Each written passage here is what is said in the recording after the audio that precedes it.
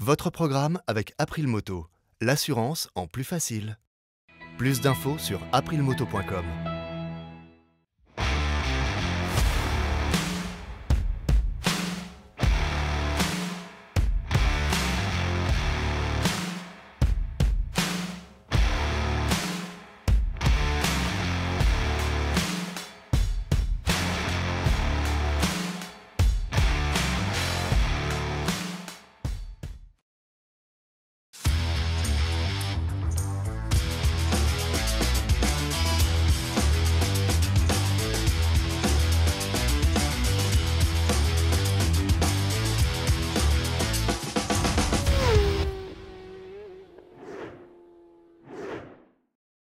Bonjour à toutes, bonjour à tous, bienvenue sur Power Sport News numéro 11. On est en février, c'est l'émission de tous les sports mécaniques.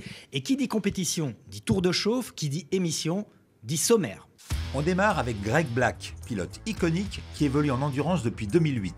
Retour sur sa très riche carrière jusqu'à son dernier titre de champion du monde FIM EWC 2024 avec le team Yoshimura CERT Motul.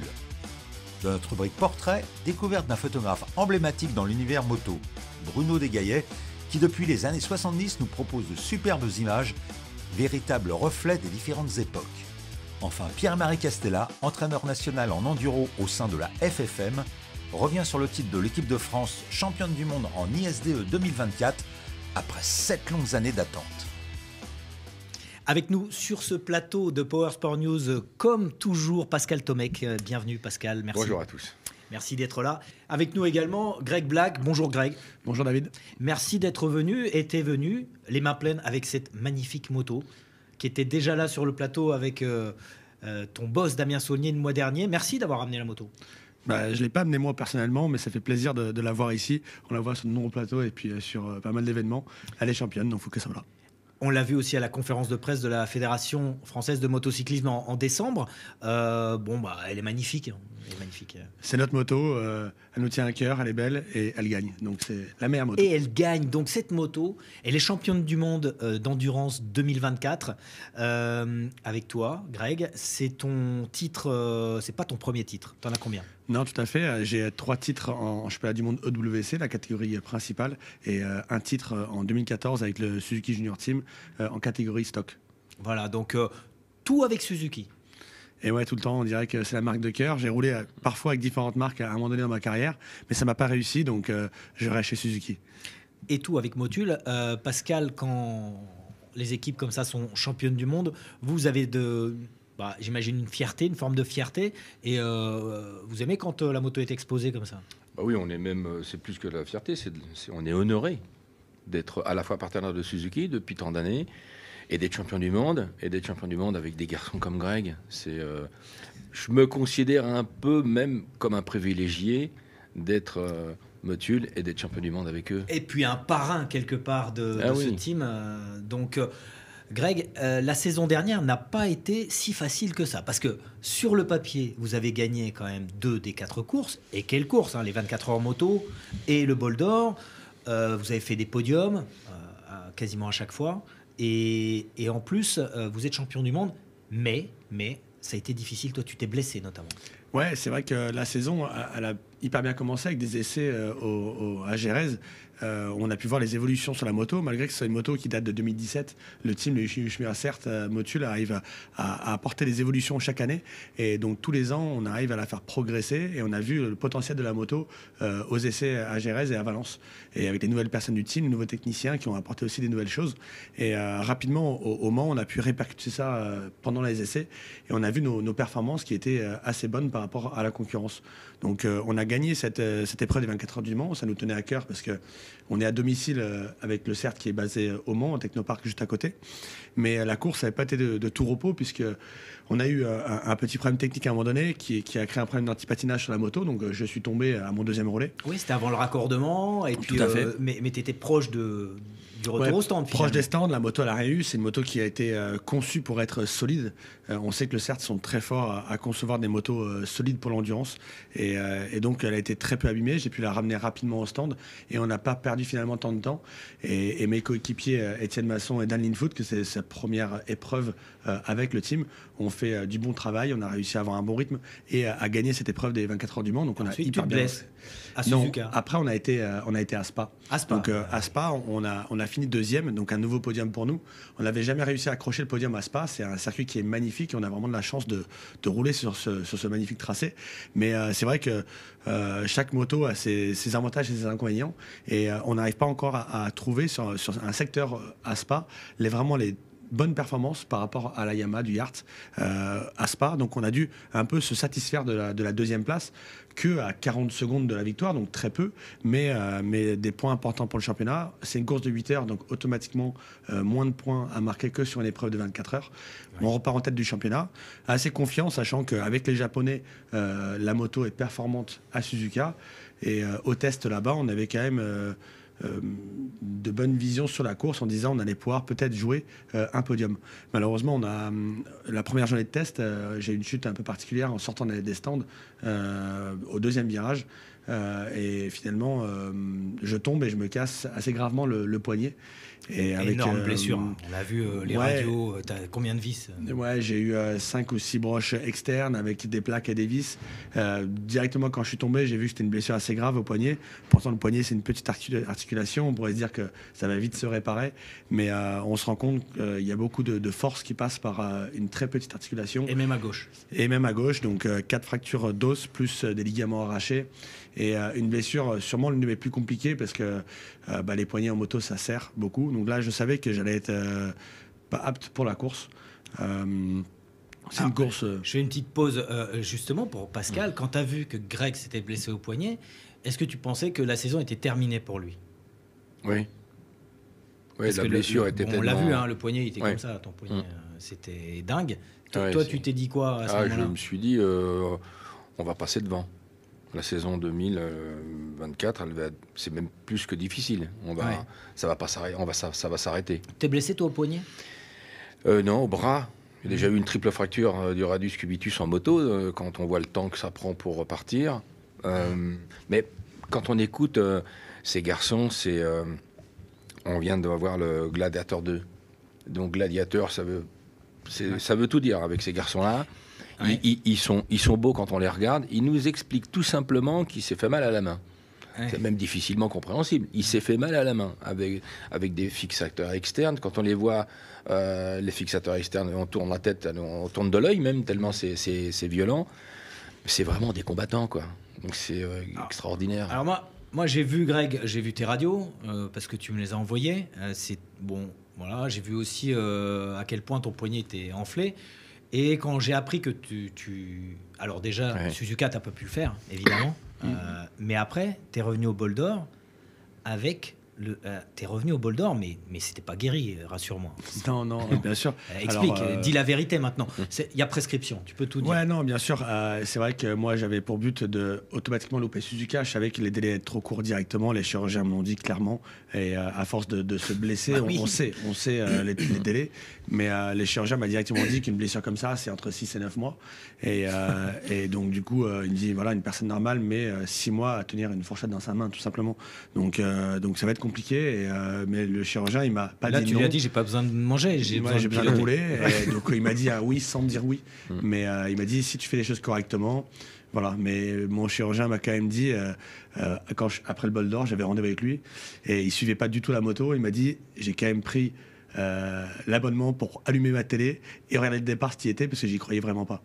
Et il m'a dit, c'est incroyable. Lui, il sait, il t'a opéré, il sait que c'est en juillet que tu te blesses, tout à fait, et toi, c'est en septembre. Ouais, donc ça fait un peu plus de 2 mois. Il y avait, je crois qu'il y avait 9 semaines. 9 semaines. Donc finalement... c'est beaucoup sans être beaucoup. Il te fait venir dans ses conférences maintenant? Non, ouais, il m'a quand même dit, effectivement, ton seuil de douleur doit être un peu plus élevé que la moyenne. Et quand il me dit, est-ce que là, t'as mal? Je dis non. Il me dit, ouais, bon, tu dois avoir mal, mais pas comme les autres.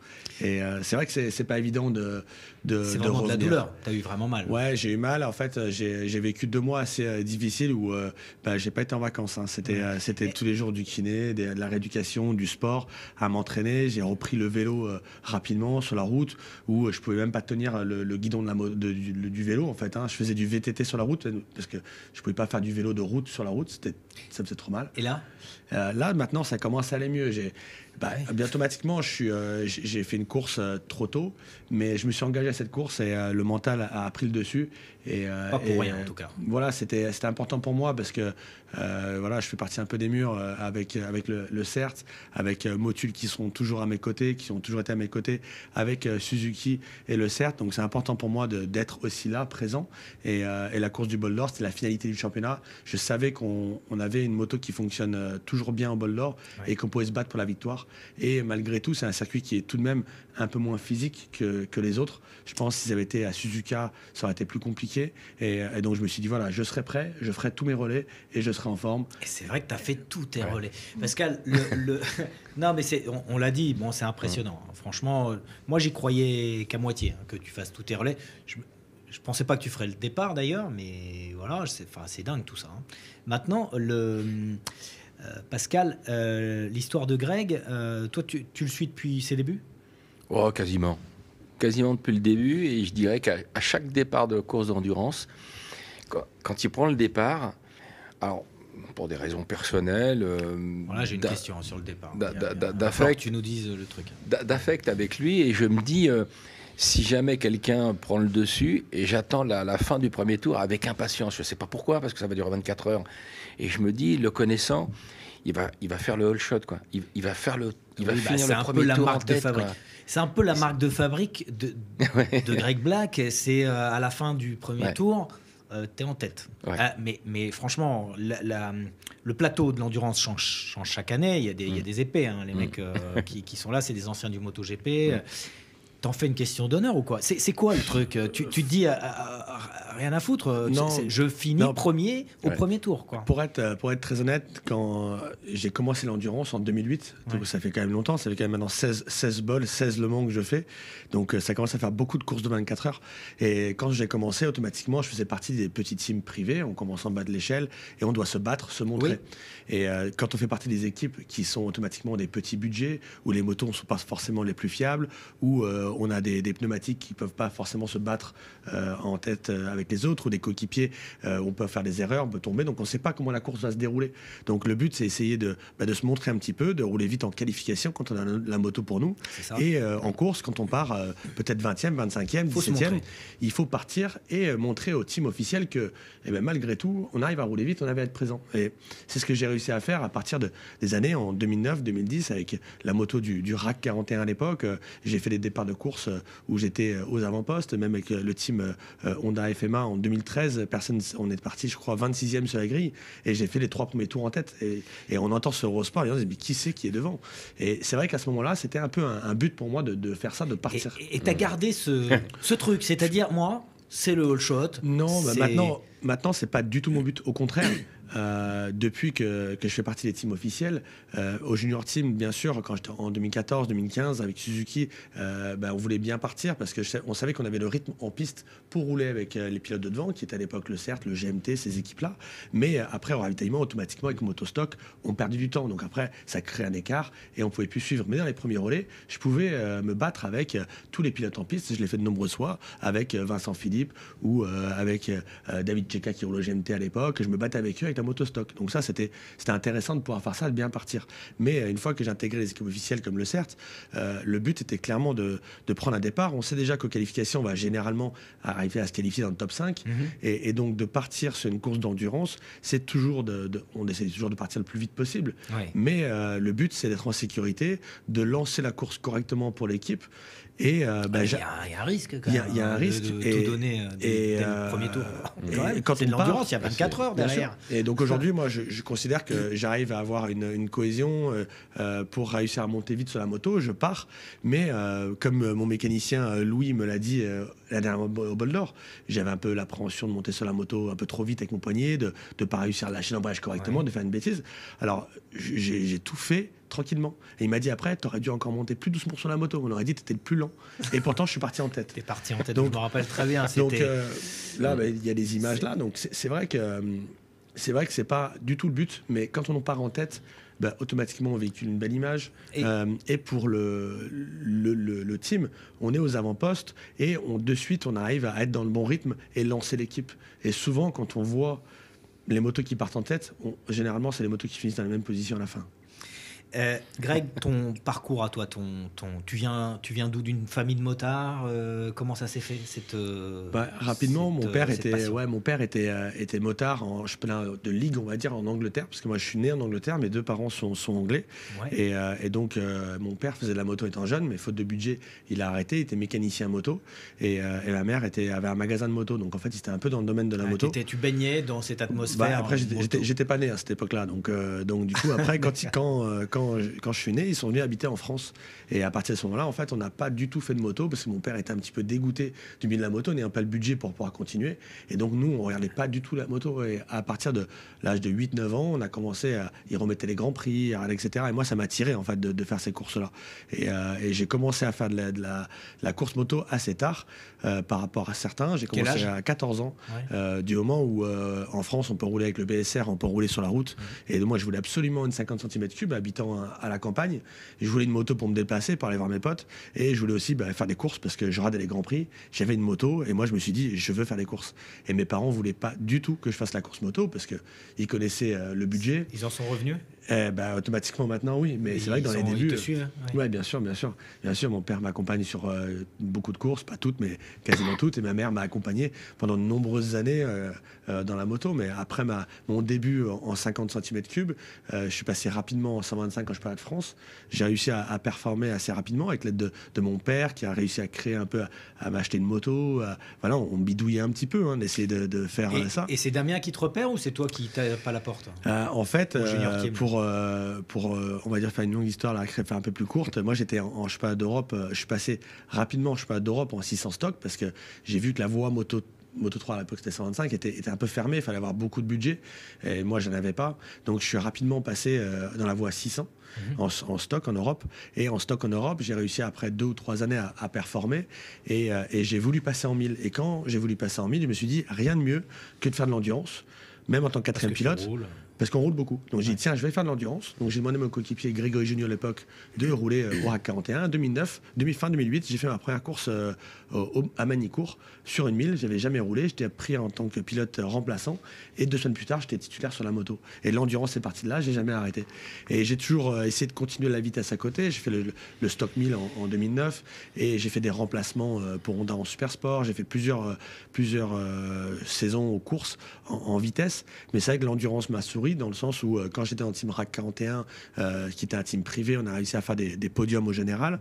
Et après, moi j'ai eu une histoire un peu compliquée avec le RAC 41, l'histoire que certains connaissent ou d'autres non.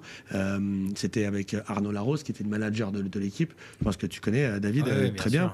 Et donc ce jour-là, c'était un peu le bouleversement de ma carrière, parce que je devais être avec lui ce jour-là.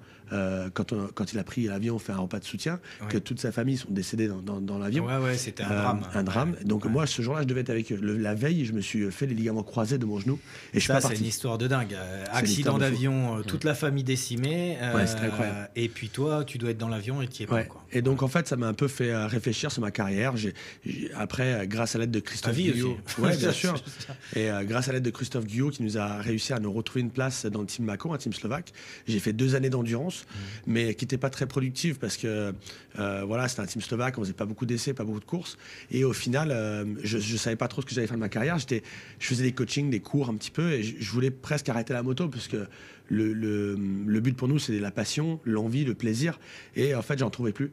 Et donc, je me suis dit, je pense que je vais arrêter ma carrière. Et pour remercier tous les gens qui m'ont entouré, je vais réussir à trouver une moto et faire les courses en chemin de France sur bike au Vigan, qui est à côté de chez moi. Ouais. Avec le team FMA, parce que Sébastien Charpentier habite à côté de chez moi, il était parrain de l'équipe. Et puis le mécanicien, je le connaissais. Voilà. Et donc au final, j'ai fait ce championnat avec FMA en faisant des shots au 24 heures du Mans au Bol d'Or, en faisant des podiums au FSBK au Vigan. Ouais.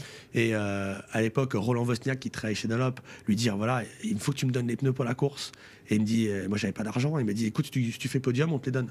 Donc moi, il fallait absolument que je fasse podium parce que j'avais pas l'argent pour les payer. Et donc je fais podium à ces courses-là. Et derrière, Damien, je le connaissais d'il y a longtemps quand je jouais en 125. Et là Damien, tu le rencontres, tu le connais. Ouais, on se connaissait, on se côtoyait un petit peu. Et puis voilà, on a discuté. Il dit, qu'est-ce que tu fais? Moi, je fais 2 courses. Et Damien, écoute, moi, j'ai les pilotes, je fais l'endurance, le stock. Écoute, si tu as une place, si on peut un jour rouler pour toi, moi, ça me plairait. Voilà, rouler vite, gagner des courses en avant. Et puis finalement, 2 semaines plus tard, il m'a appelé. Il a un pilote Nance Chevaux, je crois que c'était à l'époque, qui s'était blessé. Et du coup, il m'a appelé pour rouler à Schorschleben avec Étienne Masson et puis Baptiste Guité. Et je suis arrivé en 2013 à rouler en Allemagne pour la première fois, à faire avec des Damien, avec course, le junior à team, me battre avec Vincent Philippe au général. Et Étienne Masson, qui est toujours ton coéquipier, avec lequel tu as été champion du monde. Et à partir de là, en fait, je me suis dit, bon, je travaille, j'ai mon métier, je vais me donner quelques années pour devenir professionnel dans la moto. Et grâce à mes partenaires que j'ai démarchés, je toquais à des portes pour trouver de l'argent, parce qu'au junior team, il faut quand même apporter un minimum de budget pour rouler, même s'il est très petit par rapport aux sommes qui sont demandées. Il faut quand même apporter, il y a des pneus, il y a des engagements, etc. Donc j'ai réussi à trouver le budget avec des partenaires en toquant à des portes, et des partenaires qui me suivent encore aujourd'hui, notamment quand je vois des marques comme Théo sur mon casque, des choses comme ça. C'est des partenaires qui m'ont suivi depuis le début, qui ont toujours été là pour moi.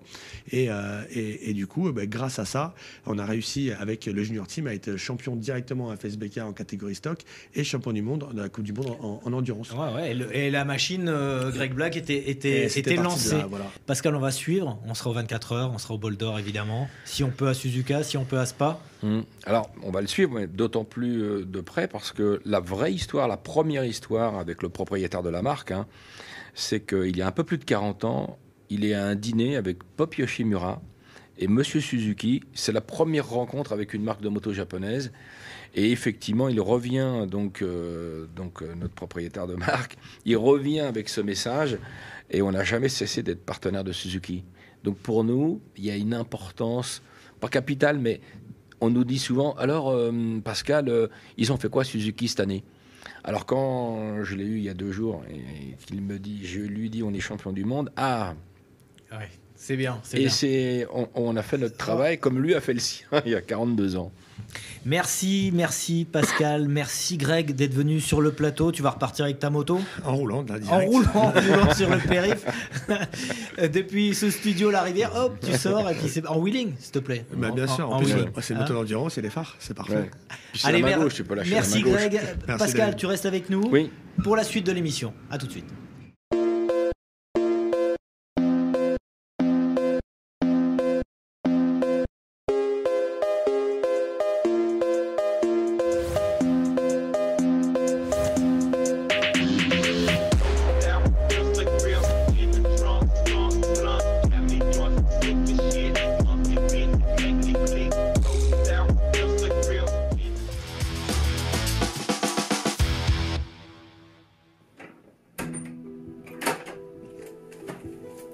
Je suis photographe professionnel depuis pratiquement 40 ans maintenant, mais surtout je voulais être photographe pour photographier des voitures et des motos. Donc ça c'est une photo que j'ai faite en 1974, départ du Grand Prix de France, j'avais 16 ans, j'étais pensionnaire à Rion. Et à l'époque je n'avais qu'un boîtier avec un 28 mm, donc j'ai fait ces photos en noir et blanc. Alors le paddock en 1976, donc beaucoup de voitures qui seraient collecteurs maintenant. On est très très proche de tout le monde. Il n'y a pas de barrière, les moteurs sont démontés sur le goudron. La peinture, les numéros n'étaient pas à l'époque, on ne mettait pas de numéros, il y avait un peintre qui faisait les numéros. 76, le Bol d'Or, on voit Baldé ici, on voit Yvon Duhamel. Donc des ambiances comme ça, très sympa. Ici on découvre le jeune Saron, tout timide, en train de jouer un petit peu, pas aux touristes, aux fans, c'est assez émouvant. Alors sur cette image, me voici au Bol d'Or 1976, avec mon Nikon F2 à l'époque et mon seul 28 mm. Donc ça, c'est une image que j'ai faite en 1979, quand j'étais à un voyage aux États-Unis. C'est sur le paddock de Laguna Seca. À l'époque, je n'avais pas de carte de presse. Donc effectivement, je n'avais pas l'autorisation pour entrer sur la piste. Ici, on voit quand même Patrick Ponce. Et surtout, il y a Patrick Devers qui est sur le côté, qui est arrivé là, un peu incognito. Tous les journalistes qui étaient sur le circuit n'ont jamais su que Patrick Devers était venu cette année-là à Laguna Seca. Donc je suis le seul à avoir cette image de Patrick Devers avec Patrick Ponce. Ces photos ont un certain charme. Ça sera très amusant de voir Estrosi avec un bob, des pattes d'éléphant, enfin cette ambiance de paddock des années 70. Mais malheureusement, je n'ai pas attaqué ni la voiture ni la moto en photo. J'ai photographié pendant 10 ans des hommes politiques, donc ce qui n'avait rien à voir. Et je me suis mis dans le bain de l'automobile et de la moto dans les années 90. Dans une agence qui s'appelait Wake Up. On faisait beaucoup de Formule 1, on faisait des choses très très précises sur la moto et sur la voiture.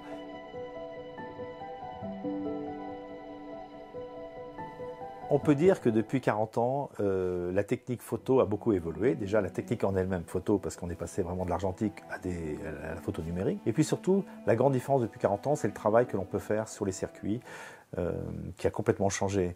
Effectivement, il y a 40 ans, tout le monde vous dira que sans carte de presse, en se débrouillant un petit peu, on pouvait être devant le départ d'un Grand Prix moto.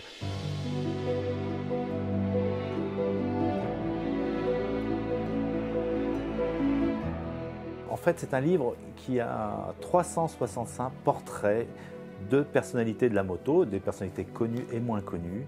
Je me suis toujours dit que dans ce milieu, il y a vraiment des gueules, des tronches que l'on ne trouve pas ailleurs. Parce que le motard, c'est quand même quelqu'un qui sort beaucoup à l'extérieur, qui est buriné, qui a des histoires à raconter.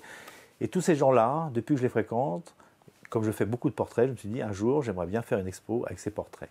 L'échantillonnage des portraits qu'il y a dans ce livre est vraiment est très très large. On va avoir des champions du monde moto comme Zarco, comme Sarron, comme Baldé, comme des gens très connus dans la moto.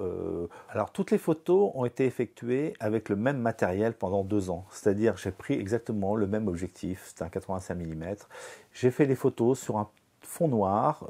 J'ai choisi le fond noir parce que c'était assez neutre pour tous les portraits, avec juste 2 éclairages. Le principe, c'est que tout le monde soit éclairé de la même manière, et j'ai choisi le noir et blanc pour un peu uniformiser tout le monde. C'est un des rares livres de moto où il n'y a pas une seule moto en photo, parce qu'il n'y a que des portraits de gens de la moto.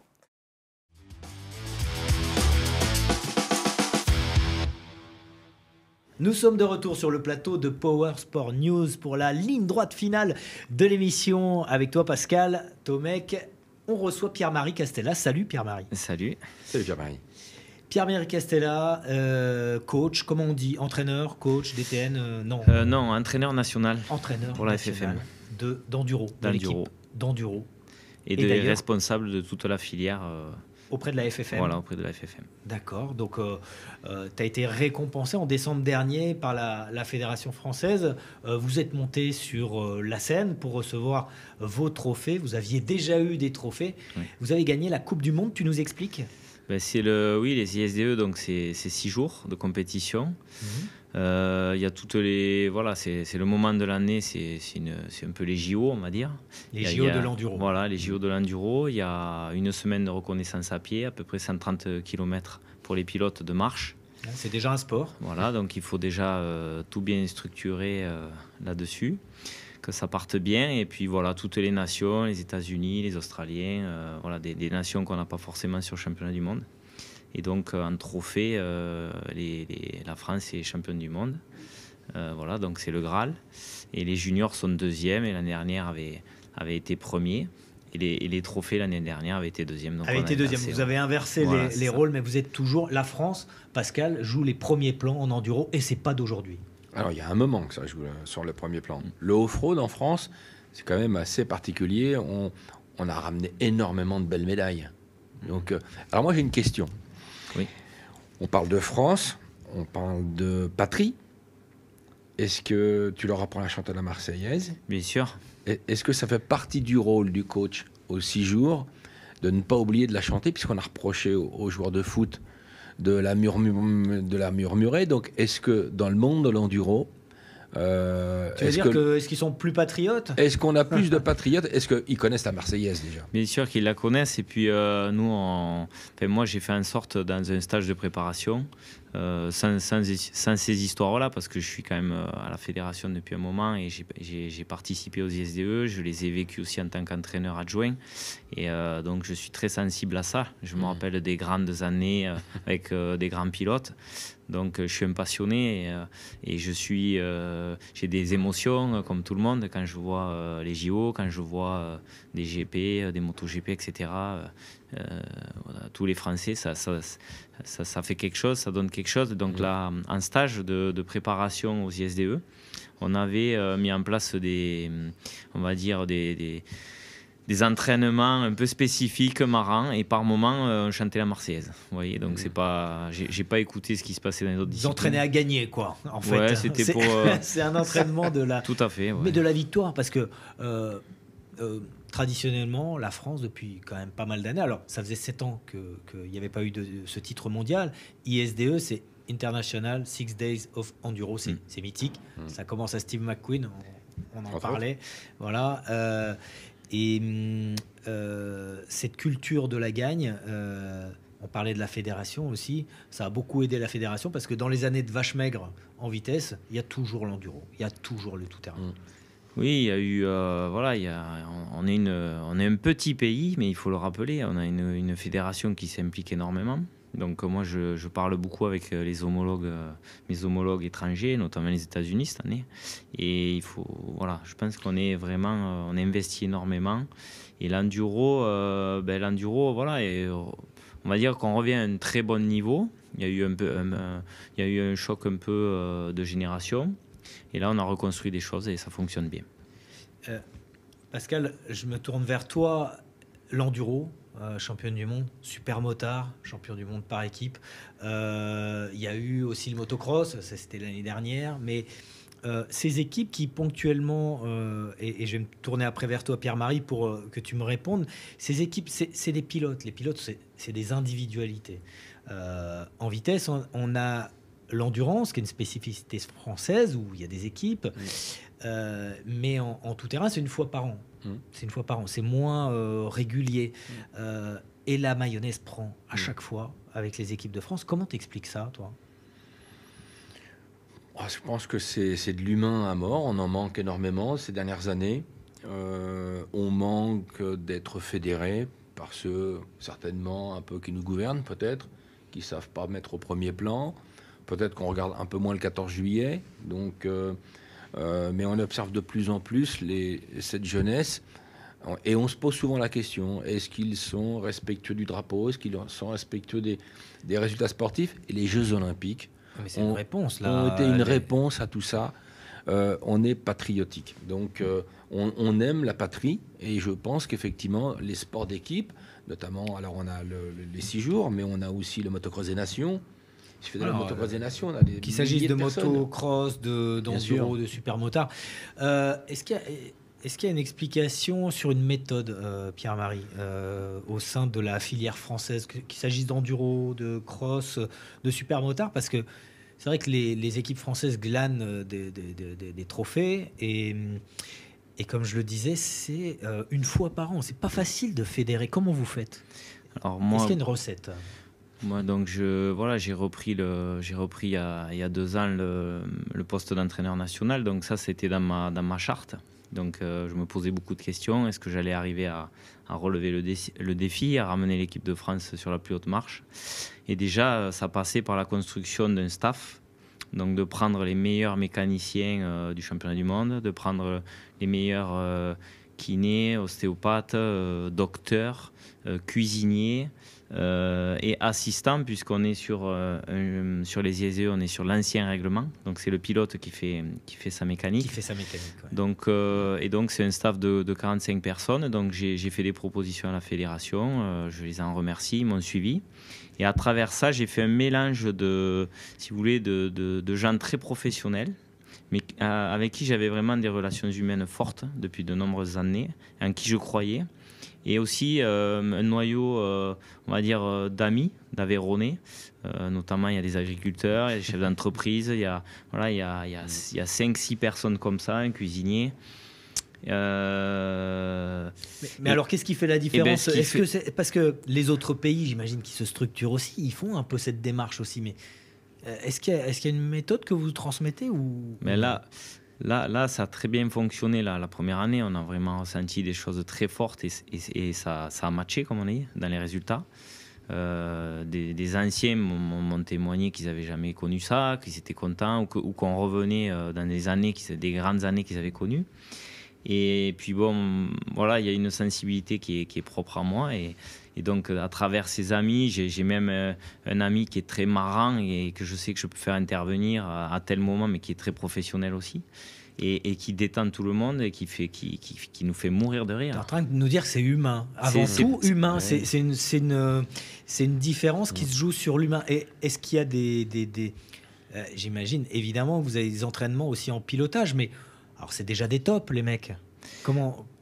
Sur quoi vous travaillez en technique en technique, il faut toujours travailler. Je pense que c'est un travail de tous les jours, de tous les instants.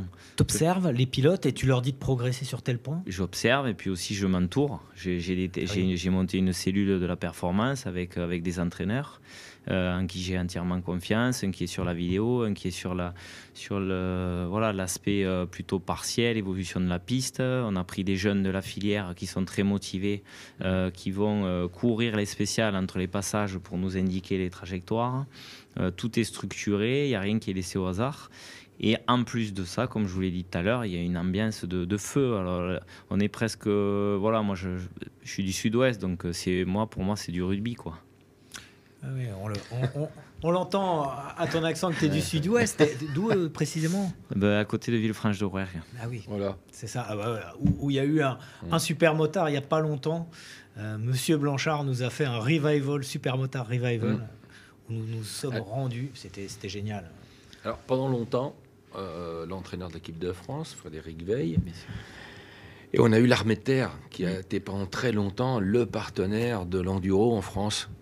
Avec Loulou, tout le monde a connu Loulou, donc avec son treillis et ses Rangers. On avait un camion de l'Armée de Terre, donc on avait la notion de la patrie, la notion du drapeau, la notion de la Marseillaise. Pendant très longtemps, ça a été présent en enduro. Beaucoup plus que dans les autres disciplines. On a eu des grands champions qui sont sortis de l'Armée de Terre. Est-ce que ça a été une bonne école pour toi de reprendre derrière tous ces gens? Et est-ce que tu as repris... des choses qui ont été faites à l'époque par l'armée, cette mise en place du drapeau, les gens dormaient dans les casernes, c'était le survêtement, tout le monde courait en même temps. Il faut de la discipline alors pour faire des bons résultats en enduro. Ils ont fait des parcours du combattant ensemble, et c'était assez spécial. T'as raté ta vocation, Pascal. Moi j'aurais dû être... Non, moi je l'ai fait l'armée, mais bon, je suis assez vieux, donc je peux en parler. Mais est-ce que ça a été quelque chose de bénéfique? Bien sûr. À un moment pour la stabilité de tout ça. Bien sûr, les grands résultats, ça nous a apporté beaucoup de rigueur. Donc la rigueur de l'armée. Donc moi j'ai énormément appris avec eux. Et je ne serais jamais là si j'avais pas appris avec eux, avec Loulou, avec Fred, avec tous les pilotes qui sont passés par ça. Loulou. Et puis Loulou Rocheleux. Loulou Rocheleux, donc. C'est ça. Et donc, quand j'ai repris tout ça, il a fallu reconstruire. Eux avaient fait pas mal d'années. Mais bien sûr que je me suis appuyé sur un socle très solide et avec tout ce que j'avais appris dans ces années-là. En tant que pilote, puisque j'étais dans cette équipe de France, et puis après en tant qu'entraîneur, bien sûr. J'aimerais que tu me parles un peu de ton parcours personnel maintenant. Qu'est-ce qui t'a amené là Par quoi tu as commencé Alors, ce qui m'a amené là, on va dire que c'est le 103 SP. Hein. C'est le 103 SP, comme moi alors. On est de la même génération. Le 103 SP, refroidissement liquide ou pas? Non, mais on n'était pas là. Avant ça, il y a eu le caddie motobécane, il y a eu les mobilettes qu'on allait chercher à la décharge du coin. On était à l'affût de tout ça. Parce que moi j'étais pas du tout prédestiné à la moto dans ma famille. Voilà. Donc je suis vraiment arrivé. Par contre, il y avait quelque chose en moi qui, dès que j'entendais un deux temps ou que j'entendais des motos parce qu'à Villefranche-de-Rouergue, il y avait l'usine BPS, il y avait des championnats de France d'enduro, il y avait le motocross à la Guépi à côté. Castelnau-de-Lévis, la Capelle-Marival. T'étais cerné, quoi. J'étais cerné, mais quand on a personne dans la famille qui va voir des courses ou qui démarre une moto dans le garage, c'est pas évident. Donc j'ai fait du 103 SP pendant longtemps. Je suis parti dans la mécanique au grand désespoir de mes parents, dans la mécanique moto. Et après, comme j'avais la chance d'avoir quand même des parents très gentils et compréhensifs, quand ils ont vu que je passais mon temps à faire cette mécanique, à feuilleter des magazines, à étudier le pilotage Supercross US non-stop à la télé, acheter des cassettes, mais qui étaient dures à se procurer à l'époque, parce qu'on n'avait pas les réseaux. Donc j'ai tout appris comme ça, et puis après en explorant des petits boulots, en m'achetant une moto, et puis après à écumer les courses de motocross nocturne avec les frères Dassé, avec tous des gens que j'ai croisés plus tard dans ma carrière. Et je crois, Pierre-Marie, que tu as aussi initié quelque chose, c'est ton premier métier. Oui, en fait, j'étais quasiment en fin de carrière. Je commençais un peu à travailler pour la fédération. Et puis j'avais un lycée à côté de chez moi, tout proche, où travaillait mon papa, prof de PS. Où il y avait beaucoup de jeunes qui faisaient la moto pour s'amuser. Oui. De l'enduro, du motocross. Dans ce lycée. Et donc on s'est dit avec le directeur de l'époque, qui était assez ouvert, pourquoi on ne ferait pas faire un peu de moto le mercredi après-midi, sachant que c'est un petit village, Monteil, c'est le lycée François Marty. Pourquoi on ne ferait pas un peu de moto pour les élèves, mais quand même, le mardi soir, ça serait de la mécanique. Donc on met les mains dans le cambouis, on prépare les motos. Et l'après-midi, on va faire du pilotage. Donc c'est parti comme ça. Ça a commencé en 2004, donc là ça fait 20 ans. Et puis ça a très vite évolué pour devenir... moi je m'en suis occupé jusqu'en 2012. Oui. Après j'ai pris mes fonctions à la fédération. Et du coup c'est ma femme, Stéphanie Buisson, qui est aussi éducatrice, qui a pris le relais. Puis là c'est devenu un site d'excellence moto. C'est un sport-études. C'est un sport-études, voilà. Ah, tout simplement. Un sport-études. Sport-études moto. Voilà, qui alimente maintenant l'équipe de France, puisqu'on a des champions d'Europe, des vice-champions d'Europe, des pilotes qui roulent au championnat du monde. Donc Léo Joyon, Gabin Allemand, Valentin Mersenne, Nathan Bérère, j'en oublie. Et après, il y a une partie toujours qui est restée, on va dire, section sportive, où on fait de la mécanique et on fait un peu de pilotage. Donc ça fait venir des jeunes de toute la France, de Suisse, de Normandie, de Corse. Et donc il y a 45 jeunes qui font ça et qui sont pensionnaires et qui s'éclatent. Et voilà, donc la directrice Karine Garde qui a beaucoup œuvré pour ça, et ça a beaucoup évolué. J'ai une question. Quand on est entraîneur d'une équipe d'enduro, un enduriste, un individuel, il part derrière une cellule, donc un chronomètre, il se bat tout seul contre une pendule. Il essaye de faire le tour du terrain qu'on lui a délimité le plus vite possible. Un crossman, ils sont un certain nombre derrière une grille de départ, et c'est des individuels aussi, mais ils se battent contre 42 personnes en même temps pendant 30 minutes plus de tours. Quelle différence entre un coach d'enduriste et un coach de crossman? On voit souvent les coachs d'enduristes, ils n'ont pas fait forcément de carrière d'enduriste, ils n'ont pas été champions du monde. Par contre, les coachs en motocross, soit ils ont été champions du monde, soit ils ont été vice-champions du monde.